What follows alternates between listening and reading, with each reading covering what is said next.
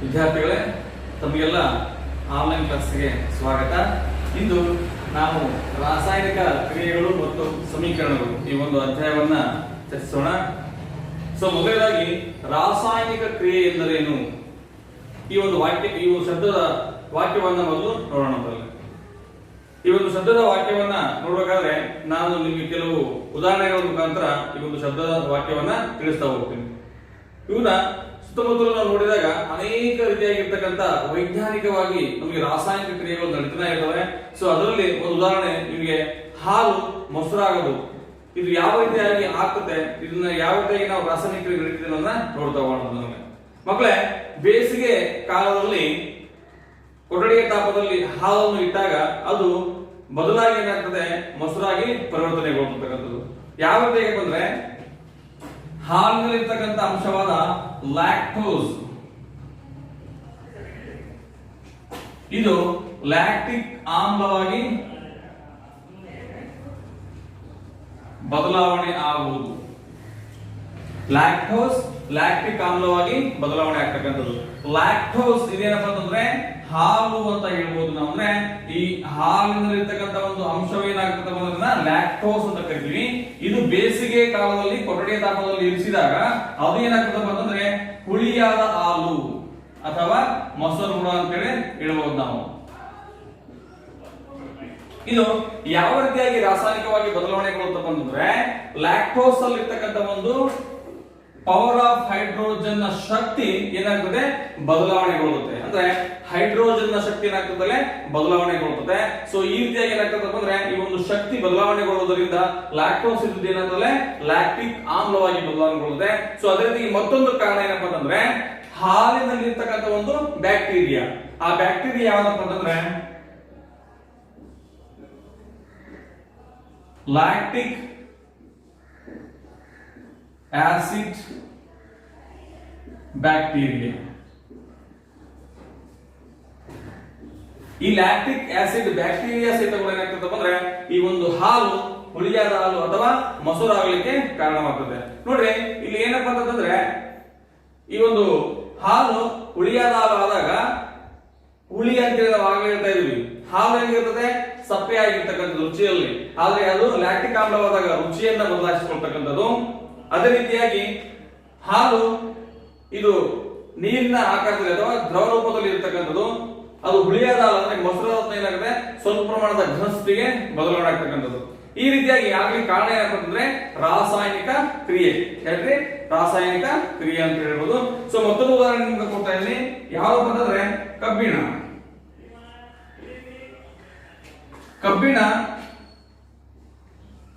ಕಬ್ಬಿಣದ ಆಕ್ಸೈಡ್ ಆಗಿ ಪರಿವರ್ತನೆಗೊಳ್ಳುವುದು. ಯಾವಾಗ ಇಲ್ಲೇ ಒಂದು ಕಬ್ಬಿಣವನ್ನ ನಾವು ತೇವಾಂಶ ಭರಿತ ವಾತಾವರಣದಲ್ಲಿ ಇಟ್ಟಾಗ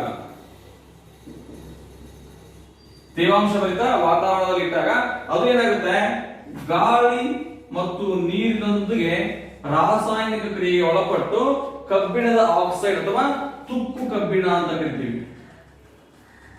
ತುಕ್ಕು ಕಬ್ಬಿಣ. ಹೌದಾ?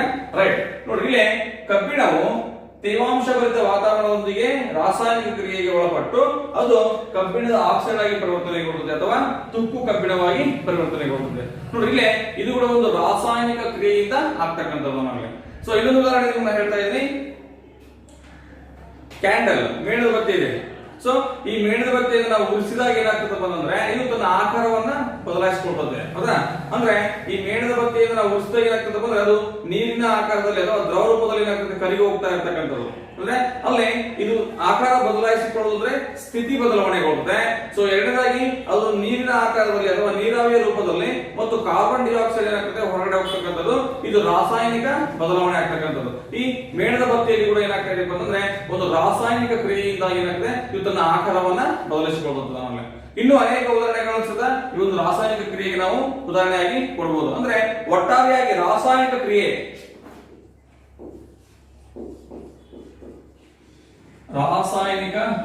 ಅಂದ್ರೆ ಏನಪ್ಪಾ ಅಂತಂದ್ರೆ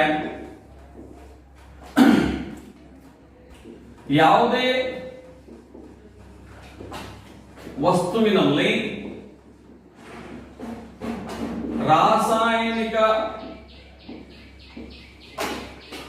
ಬದಲಾವಣೆ ಉಂಟಾದರೆ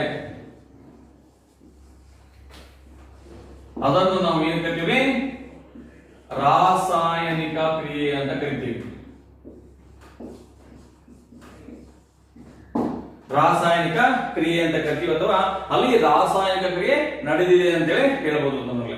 ಸೊ ಈ ರೀತಿಯಾಗಿ ನಾವು ರಾಸಾಯನಿಕ ಕ್ರಿಯೆಯ ಒಂದು ವಾಕ್ಯದ ಅರ್ಥವನ್ನ ತಿಳ್ಕೋಬಹುದು ನೋಡಿ ಈ ಒಂದು ಉದಾಹರಣೆಗಳ ಮುಖಾಂತರ ನಮಗೆ. ಅಂದ್ರೆ ರಾಸಾಯನಿಕ ಕ್ರಿಯೆ ಅಂದ್ರೆ ಇದ್ರಲ್ಲಿ ಯಾವುದೇ ವಸ್ತುವಿನಲ್ಲಿ ರಾಸಾಯನಿಕ ಬದಲಾವಣೆ ಉಂಟಾದರೆ ಅದನ್ನು ನಾವು ಏನ್ ಕರಿತೀವಿ? ರಾಸಾಯನಿಕ ಕ್ರಿಯೆ ಅಂತ ಕರಿತೀವಿ, ಅಥವಾ ಅಲ್ಲಿ ರಾಸಾಯನಿಕ ಕ್ರಿಯೆ ನಡೆದಿದೆ ಅಂತೇಳಿ ಹೇಳಬಹುದು ನಮಗೆ. ಹೌದಾ? ಇನ್ನೊಂದು ಚಟುವಟಿಕೆ ಮುಖಾಂತರ ನಾನು ಏನ್ ಮಾಡ್ತೀನಿ ಅಂತಂದ್ರೆ ನಿಮ್ಗ ಈ ಒಂದು ರಾಸಾಯನಿಕ ಕ್ರಿಯೆ ನಡೀತಕ್ಕಂಥದನ್ನ ನಿಮ್ಗೆ ತೋರಿಸ್ಕೊಡ್ತೀನಿ ನಮಗೆ. ಸೊ ಈ ಚಟುವಟಿಕೆಯಲ್ಲಿ ಏನಪ್ಪಾ ಅಂತಂದ್ರೆ ನಮಗೆ ಬೇಕಾಗಿರ್ತಕ್ಕಂಥ ವಸ್ತುಗಳು ಮೊದಲದಾಗಿ ಹೋಲ್ಡರ್ ಅಂತ ಕರಿತೀವಿ ನಮಗೆ. ನೆಕ್ಸ್ಟ್ ಕ್ಯಾಂಡಲ್, ಅದೇ ರೀತಿಯಾಗಿ ನೋಡಿ ಇದು ಮುಖ್ಯವಾಗಿ ಬೇಕಾಗಿರ್ತಕ್ಕಂಥದ್ದು. ಇದು ನಾವೇನ್ ಕರಿತೀವಿ ಅಂದ್ರೆ ಮ್ಯಾಗ್ನೀಷಿಯಂ ಪಟ್ಟಿ ಅಂತ ಕರಿತೀವಿ. ಮ್ಯಾಗ್ನೀಷಿಯಂ ಪಟ್ಟಿ ಅಂತ ಕರಿತೀವಿ ಅಂದ್ರೆ. ಸೊ ಅದೇ ರೀತಿಯಾಗಿ ಇನ್ನೊಂದು ನಮಗಿದೆ ಸ್ಯಾಂಡ್ ಪೇಪರ್, ಮರಳು ಕಾಗದ ಅಂತ ಕರಿತೀವಿ ನಮಗೆ. ಮರಳು ಕಾಗದ ಅಂತ ಕರಿತೀವಲ್ಲ. ಸೊ ಅದೇ ರೀತಿಯಾಗಿ ಮತ್ತೇನಪ್ಪ ಅಂತಂದ್ರೆ ಇನ್ನೊಂದು ಕಡ್ಡಿ ಪೆಟ್ಟಿಗೆ. ಹೌದಾ? ಇಲ್ಲಿ ಬೆಂಕಿಯನ್ನು ನಾವು ಹಚ್ಚಲಿಕ್ಕೆ ಏನ್ ಮಾಡ್ಬೇಕು? ಈ ಕಡ್ಡಿ ಪೆಟ್ಟಿಗೆಯನ್ನ ಉಪಯೋಗ ಮಾಡ್ತಕ್ಕಂಥದ್ದು. ಸೊ ಈ ರೀತಿಯಲ್ಲಿ ಇಷ್ಟೊಂದು ನಾವು ಏನ್ ಮಾಡ್ತಾ ಇದೀವಿ ಅಂತಂದ್ರೆ ಈ ಒಂದು ಚಟುವಟಿಕೆಯಲ್ಲಿ ನಾವು ಬಳಕೆಯನ್ನ ಮಾಡ್ತಾ ಇದ್ದೀವಿ. ನೋಡೋಣ ಈ ಚಟುವಟಿಕೆ ಏನಾಗ್ತದೆ ಏನಿಲ್ಲ ಅಂತೇಳಿ. ಸೊ ಅದಕ್ಕಿಂತ ಪೂರ್ವದಲ್ಲಿ ಏನ್ ಮಾಡಬೇಕು ಅಂತಂದ್ರೆ ನಾವು ಈ ಒಂದು ಮೆಗ್ನೀಷಿಯಂ ಏನು ಪಟ್ಟಿ ಇದೆಯಲ್ಲ ಇದನ್ನ ನಾವು ಈ ರಾಸಾಯನಿಕ ಕ್ರಿಯೆಗೆ ಒಳಪಡಿಸತಕ್ಕಂಥ ಪೂರ್ವದಲ್ಲಿ ಇದ್ರ ಮೇಲ್ಗಡೆ ಏನಪ್ಪ ಅಂದ್ರೆ ಕಾರ್ಬನಿನ ಪ್ರಮಾಣ ಇದ್ರೆ ಅದನ್ನ ನಾವು ಶುಚಿಗೊಳಿಸಬೇಕು, ಸ್ವಚ್ಛಗೊಳಿಸಬೇಕು. ಈ ಮ್ಯಾಗ್ನೀಷಿಯಂ ಪಟ್ಟಿಯನ್ನು ನಾವು ಏಕೆ ಸ್ವಚ್ಛಗೊಳಿಸಬೇಕಂತಂದ್ರೆ ಈ ಮೇಲೆ ಇರ್ತಕ್ಕಂಥ ಕಾರ್ಬನಿನ ಪ್ರಮಾಣ ಸ್ವಚ್ಛವಾಗದೇ ಇದ್ದರೆ, ಶುಚಿಯಾಗದೇ ಇದ್ದರೆ ಅದು ಯಾವುದೇ ರಾಸಾಯನಿಕ ಕ್ರಿಯೆಗೆ ಒಳಗೊಳ್ಳುವುದಿಲ್ಲ. ಹೀಗಾಗಿ ನಾವು ಈ ಮ್ಯಾಗ್ನೀಷಿಯಂ ಪಟ್ಟಿಯ ಮೇಲೆ ಇರ್ತಕ್ಕಂಥ ಒಂದು ಕಾರ್ಬನಿನ ಪ್ರಮಾಣವನ್ನ ಶುಚಿಗೊಳಿಸಬೇಕು. ಹೌದಾ?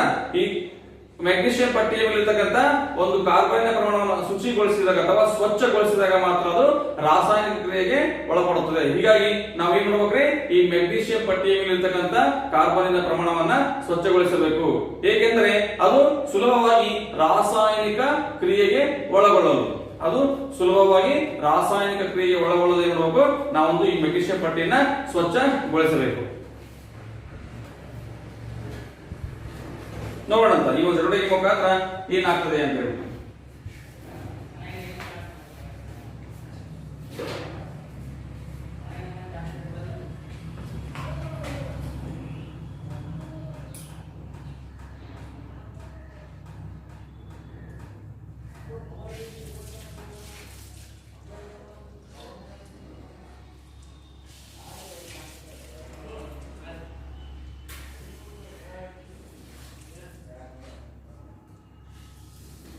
ನೋಡಿ ನಾನು ಇವಾಗ ಈ ಒಂದು ಮ್ಯಾಗ್ನೀಷಿಯಂ ಪಟ್ಟಿಯನ್ನು ಉಳಿಸ್ತಾ ಇದ್ದೀನಿ.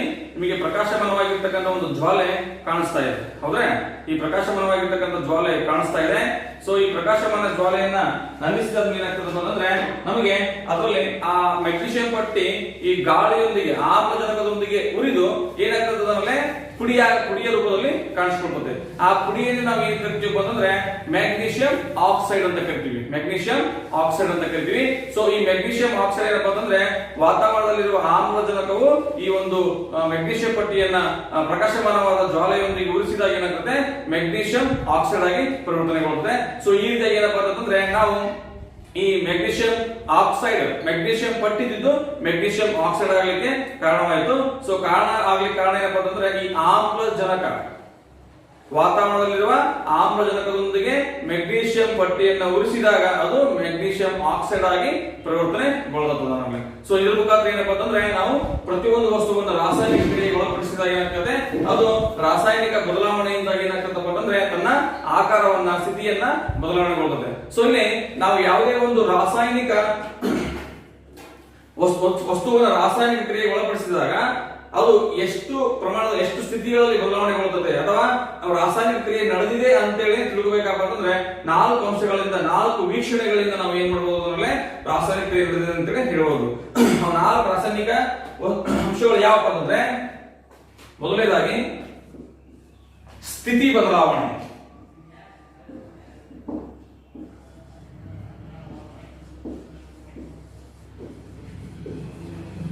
ನೋಡಿ ನಾನು ಆಗಲೇ ಹೇಳಿದೆ, ಈ ಮೇಣದ ಬತ್ತಿಯನ್ನು ನಾವು ಉರಿಸಿದಾಗ ಭೌತಿಕವಾಗಿ ಬದಲಾವಣೆ ಆಯ್ತು, ಸ್ಥಿತಿ ಬದಲಾವಣೆ ಆಯಿತು. ಅದು ಮೊದಲನೇಂತ ಆಕಾರದಲ್ಲಿ ದೊಡ್ಡದಿತ್ತು, ನಾವು ಅದನ್ನ ಉರಿಸಿದಾಗ ಏನಂತಂದ್ರೆ ಸಣ್ಣದಾಗಿರ್ತಕ್ಕಂಥ ಇದು ಸ್ಥಿತಿ ಬದಲಾವಣೆ ಅಂತ ಕರಿತೀವಿ. ಅದೇ ರೀತಿಯಾಗಿ ಬಣ್ಣದಲ್ಲಿ ಬದಲಾವಣೆ.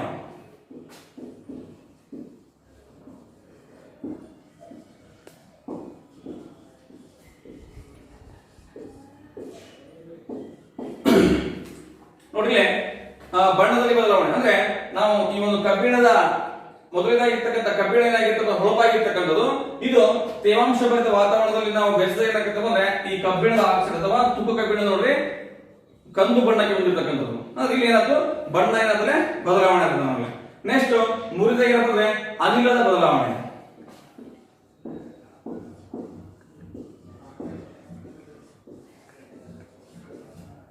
ರೈಟ್, ನಾವಿವಾಗ ಮೆಗ್ನೀಷಿಯಂ ಆಕ್ಸೈಡ್ ಏನಿದೆಯಲ್ಲ, ಆ ಮೆಗ್ನೀಷಿಯಂ ಪಟ್ಟಿಯನ್ನು ಉಳಿಸಿದಾಗ ಅದು ಮೆಗ್ನೀಷಿಯಂ ಆಕ್ಸೈಡ್ ಆಯ್ತು. ಆ ಸಂದರ್ಭದಲ್ಲಿ ಏನಾಗ್ತದೆ ಅಂದ್ರೆ ಅಲ್ಲಿ ಅನಿಲ ಏನಾಗ್ತದೆ ಅಂತಂದ್ರೆ ಬದಲಾವಣೆ ಆಗ್ತಕ್ಕಂಥದ್ದು. ಹೌದಾ, ಅನಿಲ ಬದಲಾವಣೆ ಆಗ್ತಕ್ಕಂಥದ್ದು ನಾವೇ ಕಂಡುಕೊಂಡಿರೋದ್ರಲ್ಲಿ. ಸೊ ಅದೇ ರೀತಿ ಮತ್ತೊಂದು ಏನಪ್ಪ ಅಂದ್ರೆ ತಾಪದಲ್ಲಿ ಬದಲಾವಣೆ.